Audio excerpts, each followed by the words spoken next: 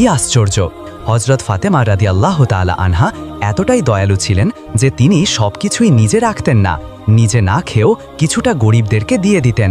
এদিকে আবু জাহেল মনে মনে বলতে লাগল, মরা গাছে তাজা খেজুর, এটা মুহাম্মাদেরই কাজ। আচ্ছা, সে কি জাদু করল নাকি নবুয়তের নিদর্শন এটা? তা আমি পরীক্ষা করব। এই কথা বলে তার হাতের মধ্যে কয়েকটা পাথর এবং কয়েকজনকে সঙ্গে নিয়ে হযরত মুহাম্মদ সাল্লাল্লাহু আলাইহি ওয়াসাল্লামের কাছে হাজির হলো এবং বলল, হে মুহাম্মদ, শুনেছি তুমি নাকি মরা গাছ থেকে তাজা খেজুর দিয়েছ। তুমি কি জাদু করছো নাকি নবুয়ত পেয়েছো?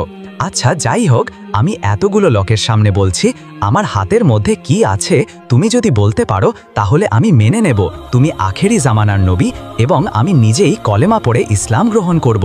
তখন মুহাম্মদ সাল্লাল্লাহু আলাইহি ওয়াসাল্লাম বললেন, আমার বলার দরকার নেই, আপনার হাতের মধ্যে যেটা লুকিয়ে রেখেছেন সে যদি সাক্ষী দেয় তাহলে আপনি কি কলেমা করবেন?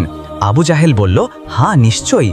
অতপর আবু জাহেল তার হাতখানা কানের কাছে রাখল এবং হাতের মধ্যেই সেই পাথরের টুকরোগুলো জোরে জোরে বলতে লাগল, লা ইলাহা ইল্লাল্লাহু মুহাম্মাদুর রাসূলুল্লাহ সাল্লাল্লাহু আলাইহি ওয়াসাল্লাম।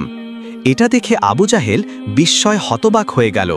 তাই তিনি মিথ্যা করে বললেন, আমি বুঝেছি তুমি জাদু করেছ, না হলে পাথরগুলোর জবান খুলে গেল। এই কথা বলে সেখান থেকে চলে গেল আবু জাহেল।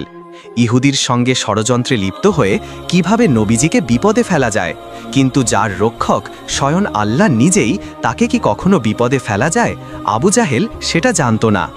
অপরদিকে হযরত আলী সারাদিন কাজের সন্ধানের জন্য ঘুরে ঘুরে বাড়িতে প্রবেশ করলেন এবং খুবই চিন্তিত হয়ে বললেন, হে ফাতেমা, কোনো কাজের সন্ধান করতে পারলাম না, তাহলে কালকে কি অনাহারে থাকতে হবে? হযরত ফাতেমা রাদিয়াল্লাহু তাআলা আনহা বললেন, হে আমার প্রাণের স্বামী, আপনি চিন্তা করবেন না।